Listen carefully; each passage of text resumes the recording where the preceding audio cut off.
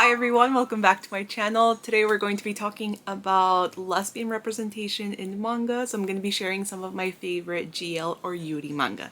The very first one I want to talk about is actually one of my favorite series. I have spoken about this before. Here we have Our Teachers Are Dating. If you want a GL series that will leave you just like just kicking your legs up, getting those butterflies, just enjoying how sweet a romance can be, this will be it. That being said, this, although the back says it's 13 plus, I don't think it's suitable for teens 13 and above. This is described as a fluffy a fluffy smut. So definitely at least 16 or 17 and above. Definitely not 18 plus, but 16, 17 and above, sure. I personally do disagree with the rating given by 7Cs, but regardless, this is such a cute story. Here on the cover we have our two main protagonists. We have Hayama sensei and Terano sensei, and when you first meet them, they're already into a relationship, so you don't have to wait around for them to get together. We already meet them together. They're trying to keep their relationship a secret, but they just do such a bad job because just look at them. They're like already blushing and happy and just obviously very in love. They work at an all-girls school, so the faculty, they're very suspicious that they're together. I mean, they're pretty much certain that they're together. The students also have their suspicions as well. So yeah, they actually do end up telling the principal, and they're just super supportive. The faculty is supportive, the other teachers are, their principal is as well. And then you have like the students that are just so ecstatic that their teachers are dating, like the title suggests. Some of my personal favorite romance stories are just the fluffy ones. Like I just want to feel two people that are like super in love with one another. So if you're like me and you like that, you're definitely gonna get exactly what you want from this series because it is just so cute. You want to see two women just gush about each other? This is your series. Apart from all the butterflies that I get, another thing that I really enjoy about the series is the artwork. Here we have both of the teachers just taking a dive in the pool after they have a heart-to-heart conversation. Despite the fact that this is such a cute series, it's not all smooth sailing, so you do encounter some challenges, especially when it comes to the families. Not all the family is supportive of the relationship at first, so you do get to see a little bit of that. There's not too much conflict though. It is just a very cute story about two adult women falling in love, getting into a very loving relationship, and everyone else just enjoying the ride and being supportive of them. So it's a very, very cute series. It's completed with 4 volumes. I cannot recommend this one enough. And one last thing, I do really enjoy the way both women are drawn. They're not like stick thin women. So in terms of like body representation, they just look like real women. Like they have love handles, they're a little bit rounder. So yeah, I really enjoyed that as well. But this series, I could not recommend it enough, so I'm very happy to be talking about it yet again. Another one of my favorite GL reads is the high school story Hello Melancholic, and this happens to follow not one lesbian couple, but 2 lesbian couples, which is amazing. This series is rated 13 plus, and I would recommend it for younger readers, especially if you find yourself questioning whether you might or might not be lesbian. I feel like this will be something relatable for you. But the reason why I love this is because it focuses not only on girls' love, but just a group of girls who wanna make music together. This story follows a social outcast named Asano. Once she transfers to a different school, and she quickly catches the eye of Hibiki, an upperclassman who's one of the band leaders, and she wants to recruit her for the band. Problem is, Asano doesn't have the best experience playing for other people, but Hibiki is super determined to get Asano to play in their club, so she's not gonna take no for an answer, that's for sure. And she does manage to convince Asano to just give it a shot and just, you know, just play to have fun. And once she starts playing the trumpet, that's where like magic happens. And you do get to see Asano having a moment like, wow, I can actually play music and enjoy it as well. So the girls in the band are super nice, very supportive, and they do help Asano just kind of build up her confidence, build up her self-esteem, and just enjoy music for the heck of it. Like, don't worry about what other people think. As long as you're having fun and you're enjoying what you're creating, that's all that matters. Throughout the story, you start meeting the other band members as well, including a very, very tall first year student, and this student happens to be like a music prodigy, so she plays a ton of instruments: piano, the saxophone, drums, guitar, bass. So she's incredibly talented. And you also get to meet the other couple, which is the couple that you see in volume 2. While volume 1 focuses more on Asano and Hibiki, volume 2 definitely focuses more on the other couple. So you see more of Chika and Sakiko's story, including how they met and how they got together. But you also get some very cute moments between Asano and Hibiki as well. If you have not yet checked out Hello Melancholic, I highly recommend it. Like I said, it's a pretty short read with 3 volumes, and you get music, you get slice of life, you get friendship, you get some romance, you get some drama as well, and you get to see a group of girls just building up their self-confidence and getting into relationships. So it's a very cute read. I really recommend this. The next series I want to talk about is The Girl That Can't Get a Girlfriend. I read this during, I believe, the last manga picnic that I had with my friend Daisy, and it was such a fun read. I mean, it also serves its purpose, okay?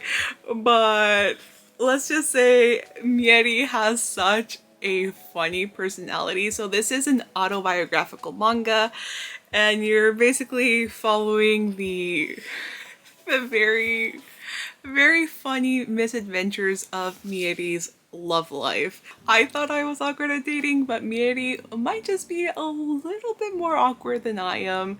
But still, there were a lot of very relatable moments and just funny moments in general. This is a pretty light-hearted autobiographical manga. Throughout the story, we meet a few of Mieri's romantic interests. First, we meet Jay, who has a very cute voice, and look at the hair. Like, she's super cute. And then we have Mieri, who just looks like this. So there's just some very funny, kind of self-deprecating humor, which is totally my thing. But you also get a lot of informational panels as well, very similar to X Gender. So the following page kind of explains some lesbian terms if you want to learn more about that. While I really enjoyed the informational panels, my personal favorite ones are where you really see Mieri's personality shine through. So you have Mieri trying to impress the princely girl named Jay. So she decides to wear a wig and a dress and just doll herself up. So she has expectations and then reality. The sense of humor, it's mine. This is like millennial sense of humor right here. There's also a whole portion about online dating, and holy crap. When I tell you, this is my experience as well. Like, I could tell that Mieri studied in the US, which she did, because this is the kind of profiles I come across as well. I know for my friends that are lesbians, they've often complained about just swiping and coming across profiles where the girls are straight. And you also get your couples who are looking for an extra girl to hook up with. That has happened to me as well. And then you have the profile where you just see just your sorority pictures or fraternities, and you're trying to figure out, like, who is the person in the profile? Like, I can't figure who you are because you've just put, like, group pictures. It happens all the time. So, yeah, relatable dating stuff. And then you have more of Mieri just being Mieri. You know what? Like, just reading this, I want to be friends with Mieri so damn bad. Like, I just adore her sense of humor and her personality. Like, it's very similar to mine. Like, she also calls herself like extra virgin otaku. Like, that's her brand right there. So yeah, it's just very funny, very endearing. The majority of the story focuses on one romantic partner that Mieri has, and she happens to be American but living in Japan. So you get to see more of their relationships, the ups and the downs, the unfortunate downs, and how Mieri deals with the breakup. I mean, like, pobrecita, like, I really felt for her. Like, once you like fall very, very hard, it takes a while to bounce back. Relatable, because I also went through that as well. There's just a lot of relatable moments in this manga, like when Mieri learns that her ex-girlfriend has a new partner, and this is her reaction, like, yeah.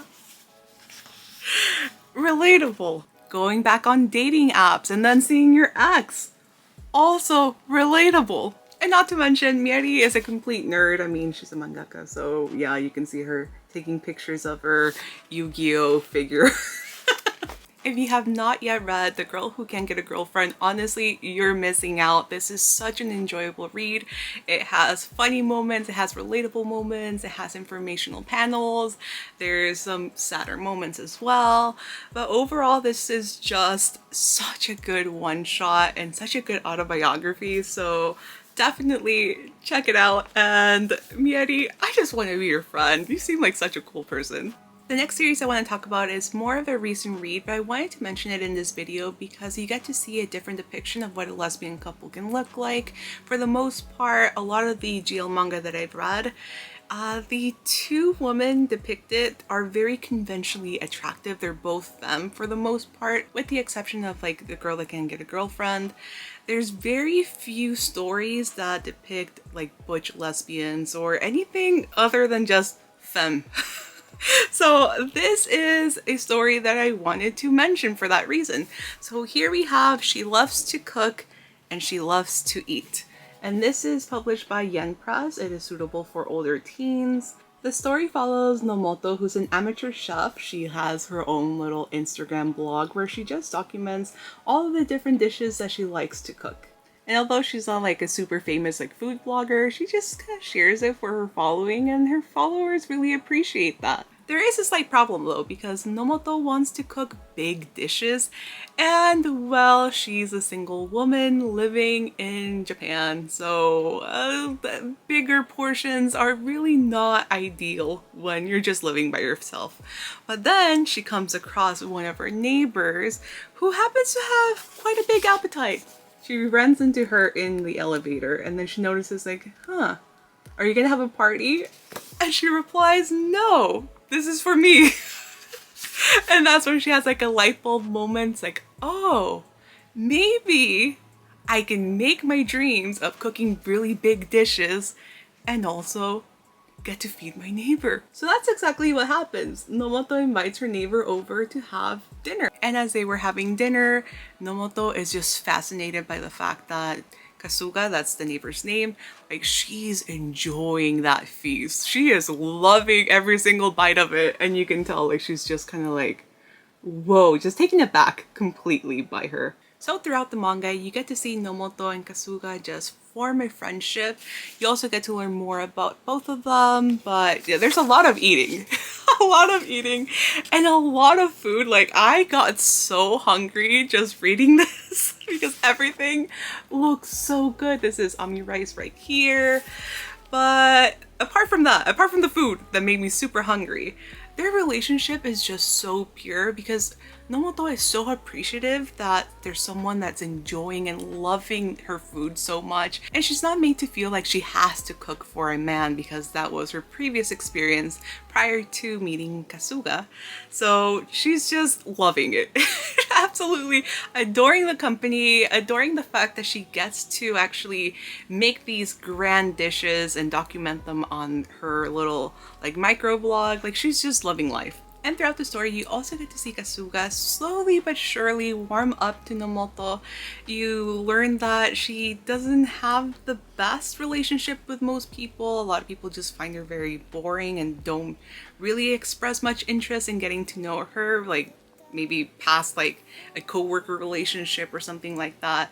So she's kind of taken aback that there's someone out there that enjoys spending time with her and wants to get to know her more and just, you know, wants to hang out with her. There's a very sweet moment in volume 1 where Kasuga takes Nomoto to a farmer's market that's a little bit away from the city, so they have to take a road trip out to the farmer's market.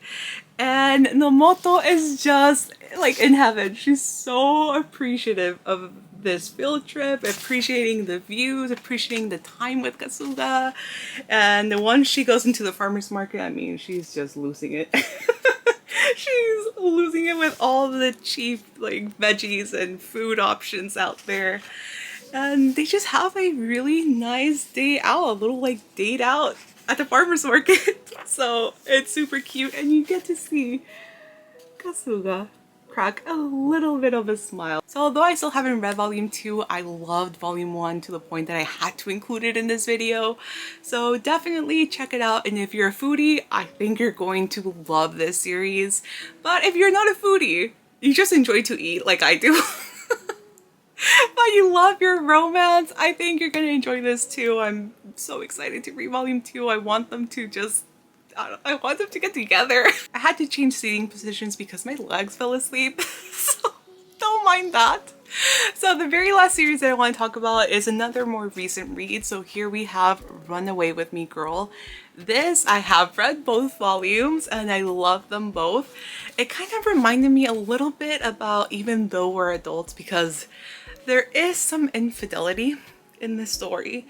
And I'm not gonna completely justify it, but at the same time, the guy in the story is such a prick. Like, I hate him so much. And I just want these two girls to just get together and just, you know, run away. Also, whenever I think of the title, I just think of the Carly Rae Jepsen song, Run Away With Me. I just hear the that's beside the part. I don't want to get copyright striked. I do want to mention that there is a trigger warning with this series, and you do see her fiance hit her to the point that she's bleeding. So there's that, just to put that out there. As I mentioned, also infidelity as well, that could be a trigger to some people. Although I just literally read volume 2 last night, I had to include this series because it just became like an instant favorite for me. And the reason why is it just has it all. It really has it all. It has its happy moments, it has its sad moments, it has, you know, it has my heart doing cartwheels as well, but there's just a little bit of everything in this series, and the art style is absolutely beautiful. So in this story, we follow Maki and Midori, who are high school sweethearts, and just look at them. They're so precious. So we first meet them when they're hopelessly in love in high school. We get to see them interact with their classmates and just all the very cute interactions between them. We come across a very first obstacle when the girls graduate. So Midori, the blonde girl, decides that she wants to conform with what society wants her to be like, so settling down with a guy. And she leaves Maki just sitting there alone. She just completely ghosts her and disappears from her life. And that's the moment, as you can see in the panel, she just completely runs away and disappears. From there we meet Maki as a 28-year-old. She's a graduate student and she's working for an ophthalmologist, I believe, optometry, yeah. She's working as an assistant there. So she's just kind of, you know, still reminiscing on her high school love life, wondering where Midori is. And one day while Maki is at work and just daydreaming about the past, she notices that the patient that's getting her eyes checked looks kind of familiar. And it turns out it's Midori. It's freaking Midori, like fate. They were fated to like reunite. So they reconnect, and one of the things that I love about this series is Maki is so in love with Midori to the point that when she is with Midori, you get to see all these little sparkles around her, and you see this throughout the whole series, and it just paints such a fantastical and beautiful picture about what being hopelessly in love is like. And you guys know I love my romance stories, and this one just it just gave me exactly what I wanted. Like, all these sparkles are just everything. They're so damn cute. So they reunite and they still, you know, have these strong feelings for one another. And of course, Maki is just hopelessly in love with Midori even after the pain that she suffered and wondering where she's been. It doesn't matter because they finally found their way to each other. Or so Maki thought. I mean, just look at them. Look at how cute they look. Yeah, it's not smooth sailing because our girl Midori happens to be engaged and pregnant. There's that. So that's the part that kind of reminds me of Even Though We're Adults because of the infidelity and just the douchey husband in general as well. But this story is much sweeter than Even Though We're Adults. I love Even Though We're Adults. I'm not saying anything bad about it. It's one of my favorite series. Although there are some similarities, this story just has a lot more like sweeter moments, especially with the constant going back in time and seeing them as high schoolers and then coming back to like present day where you're seeing them as, you know, grown adult women just trying to navigate through their feelings. I don't know if I've openly said this in my channel, but it's kind of obvious with a lot of the manga that I like. One of my favorite romantic tropes is the childhood friends to lovers, or just like, you know, high school sweethearts. All of that just makes me so damn happy, although I never had that. It's okay because I get to live vicariously through all the stories that I read, and there's just so many very cute moments in this series. Volume 2, they actually do run away together. Not completely, like they go on a girls trip, and the girls trip is just the cutest thing ever. During the trip, Midori and Maki just get to live their life the way they wish they could. They're far away from the city, there's no one around there that would even recognize them, so they can hold hands, they can be affectionate towards one another, they can stare lovingly into each other's eyes. And during this trip, we get to meet one of Maki's online friends, who's this high school girl who's a lesbian, a closeted lesbian, and just dealing with all her emotions as well. If you like your romance to be sweet, have a little bit of angst, a little bit of sadness, I did cry a little bit because I'm a sap. If you like your high school friends to lovers and forbidden lovers tropes, I think you'll really enjoy Run Away With Me Girl. It's just really good, and like I mentioned before, the art style is just beautiful. I mean, just look at this portrait of Maki and Midori. They both look so beautiful, and all the panels where you see the sparkles, it's just, I love it. Love it so much. So definitely check this one out. I cannot wait to read volume 3. So that wraps up this video. I really hope you guys enjoyed my GL manga recommendations. I have a lot of GL manga, so this was a very tricky video to do.